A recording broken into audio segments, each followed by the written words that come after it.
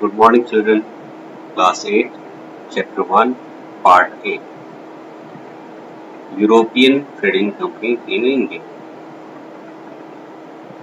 भारत में यूरोपीय व्यापारिक संगठन. The first European country which started their trading with India was Portugal. पहला यूरोप का देश जिसने भारत के साथ व्यापार शुरू किया वो था पुर्तगाल. Later Holland, England, France and Denmark joined the race for trade with India. बाद में हॉलैंड, इंग्लैंड, फ्रांस और डेनमार्क ने भी इस प्रतिस्पर्धा में भाग लिया जो था भारत के साथ व्यापार करना. The trading companies of Europe bought goods at cheaper rates from India and sold them in the European markets at very high prices. ये जो व्यापारिक संगठन थे यूरोप के या व्यापारिक कंपनियां थी, ये भारत में सस्ते दाम पर सामान खरीदती थी और उन्हें यूरोप के मार्केट में, यूरोप के बाजारों में काफी ऊंचे दाम पे बेचती थी. सॉल्ट फॉर गन पाउडर, बंदूक में जो कारतूस इस्तेमाल होता है उसमें एक प्रकार का नमक डाला जाता है, उसको खरीदती थी. And indigo for dyeing clothes were bond, और पहले के समय में कपड़े को रंगने के लिए नील का प्रयोग किया जाता था, वो भी भारत से खरीदती थी. Cotton textiles prepared on Indian handlooms were very popular in European high societies. और यहाँ पे जो कपास के सूती कपड़े बनाए जाते थे भारतीय हैंडलूम में या करघा पे, भारतीय करघे पे जो सूती कपड़े बनाए जाते थे वे यूरोप के समाज के ऊंचे स्तर के लोगों के बीच में काफी फेमस थे. The British ousted the Dutch, the French, the Spaniards and the Portuguese in the course of time, one by one. Britishers ने डच को, फ्रेंच को, स्पेन को, पुर्तगाल को समयावधि में धीरे धीरे भगा दिया या उनको बाहर कर दिया. Later the British East India Company annexed the Indian princely states.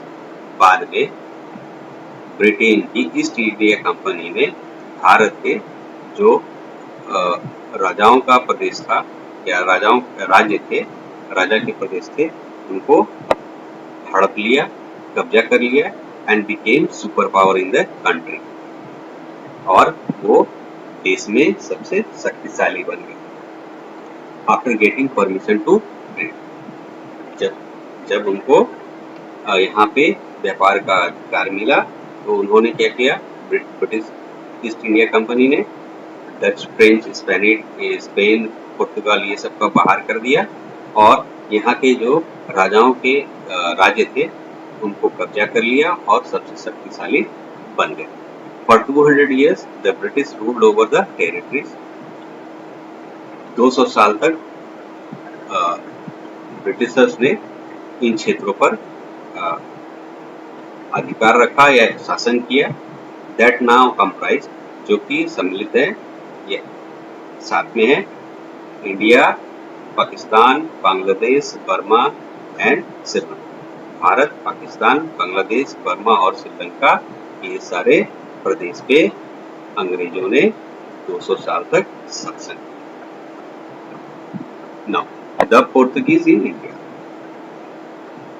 Portugal Bharat. After Vasco da गामा's voyage in 1498 AD, Vasco D gamma के जल यात्रा के बाद जो कि उन्होंने किया था 1498 में, the Portuguese ships sailed regularly to India. इसके बाद से पुर्तगाल के जहाज थे वो हमेशा भारत आते रहते हैं.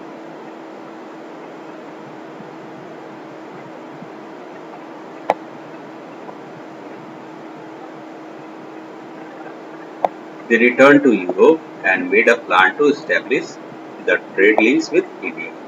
वे यूरोप गए और वहां उन्होंने योजना बनाई कि भारत के साथ एक व्यापारिक संबंध स्थापित किया जाए in order to get their homeland from Spain, ताकि वो स्पेन के कब्जे में जो उनका देश है उसको वापस ले सके। Later the Portuguese establish their trading centre in India at Kochi. बाद में उन्होंने अपना व्यापारिक केंद्र भारत में बनाया, कोचीन में, गोवा में एंड दमन। कोचीन, गोवा और दमन में उन्होंने बाद में अपने व्यापारिक केंद्र खोले।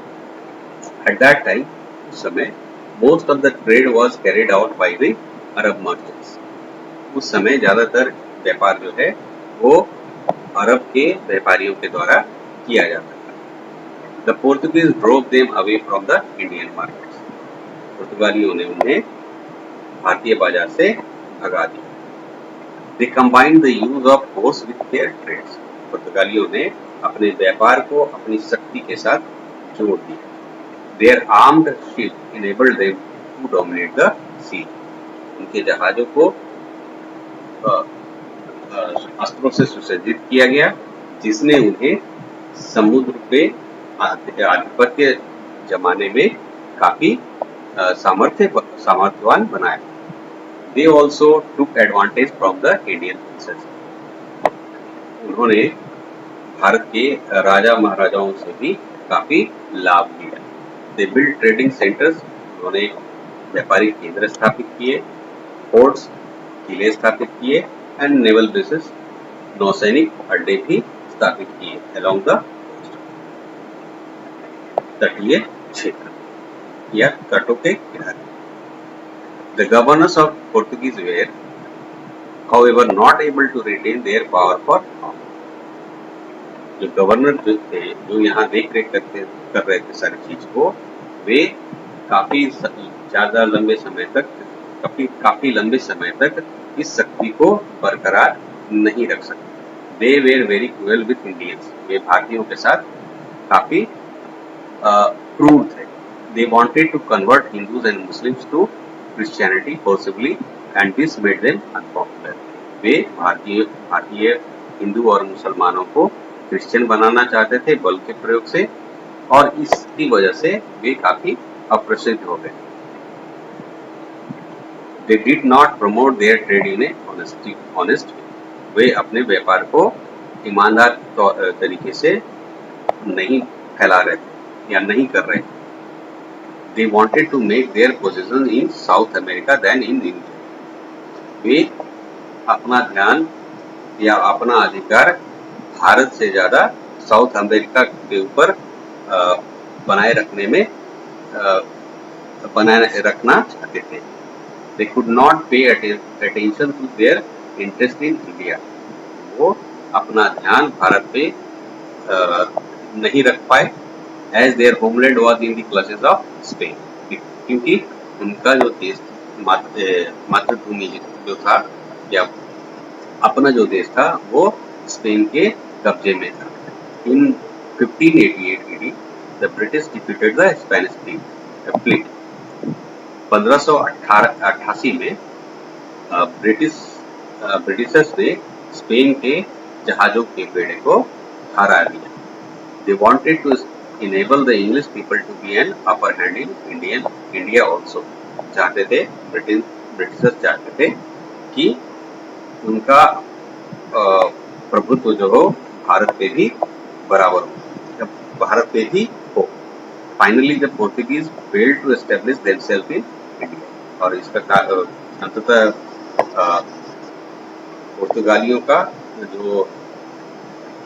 पुर्तगाली अपने आप को भारत में बनाए नहीं रख पाए। They were left with a small territory of Goa, Daman and Diu. और क्या हुआ, उनका अधिकार जो है भारत पे खत्म होता चला गया। उनका अधिकार सिर्फ और सिर्फ कुछ क्षेत्र पे था, छोटे क्षेत्रों पे था, जो कि था गोवा, दमन और Diu. The Dutch in India. आप देखते हैं Dutch The Dutch established trading centers in India at Surat, Bharuch and Ahmedabad in Gujarat. Dutch लोगों ने अपना व्यापारिक केंद्र भारत के सूरत, भरूच और अहमदाबाद में, जो कि गुजरात में है, स्थापित किया। नागपट्टनम इन मद्रास, जिसको आज चेन्नई बोलते हैं, Cochin in Kerala, Machilipatnam in Andhra, Chinsura in Bengal, Patna in Bihar, Agra in Uttar Pradesh. They exported indigo, वो नील का निर्यात करते थे। Silk, cotton, textiles and salt pepper from India. वे नील, रेशम, सूती कपड़े और जो नमक है जो यूज होता था गन पाउडर में, सॉल्ट पेपर, उसको निर्यात करते थे। They were however completely wiped out by the Britishers in the 15th century. 18वीं शताब्दी के आते आते वे पूरे तरीके से भारत से साफ हो गए। The main interest of the Dutch shrank to the East Indies, और डच लोग का इंटरेस्ट जो है भारत को खत्म हो गया और उनका जो मेन इंटरेस्ट था, ध्यान था, वो ईस्ट इंडीज की तरफ चला गया, which had become independent only very recently, जो कि अभी कुछ समय पहले आजाद हुआ है। The French in India, French लोग कब आए भारत में वो देखते हैं। The French established A trading company in India in 1664 AD। Bharat में 1664 AD के आसपास फ्रांस के लोगों ने यहाँ पे अपनी व्यापारिक कंपनी स्थापित की। The French government help the French company by giving loans and grants. France की सरकार ने अपनी फ्रेंच कंपनीज को लोन दिए और बहुत सारे सुविधाएं दी। The French got some land from the Sultan of Bijapur and founded Puducherry there in 1674 AD। France के लोग, फ्रेंच लोगों ने यहाँ पे सुल्तान बीजापुर के सुल्तान से कुछ जमीन खरीदी एंड पाए या जमीन खरीदी एंड फाउंडेड पुदुचेरी, और पुदुचेरी का उनको बसाया इन 1674 AD। 1674। They also fortified this territory, और उन्होंने क्या किया, इसके चारों तरफ किलाबंदी कर दी। They established their settlements at सूरत, उन्होंने सूरत में, मछलीपट्टनम में, माहे, चंद्रनगर में अपना बसावट स्थापित किया। They became a strong rival to the British company, way British companies के लिए शक्तिशाली प्रतिद्वंदी बन गए। Now, the East India Company in India, Bharat में ईस्ट इंडिया कंपनी कब आई, उसके बारे में देखते हैं। Sir Francis ड्रेक्स voyage of British ship around the world in 1580 AD। Sir Francis Drake जो थे ब्रिटिशर थे, उनका जल यात्रा शुरू हुआ 1580 के आसपास पूरी दुनिया में वो घूमना शुरू किए पानी के जहाज से। And the defeat of the Spanish armada by the British in 1588 AD, और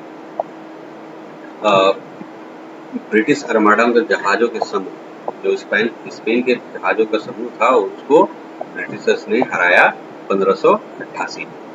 made England the foremost naval power in the world. इसने, जब उन्होंने स्पेन को हराया, तब ब्रिटेन जो है, इंग्लैंड जो है, वो दुनिया में नौसैनिक शक्ति में सबसे अग्रणी बन गया। The British merchants were also influenced by highly profitable trade of different countries with India. British के जो व्यापारी थे वो काफी प्रभावित थे भारत में जो दूसरे देश व्यापार कर रहे थे और उससे बहुत ज्यादा मुनाफा कमा रहे थे, उससे ब्रिटिश व्यवसायी लोग भी थे, व्यवसायी लोग काफी प्रभावित थे। At this stage, they established their colonies in the east, और इस चरण में उन्होंने भारत के पूर्वी क्षेत्र में अपना निवेश बनाना शुरू किया या अपना निवेश स्थापित किया।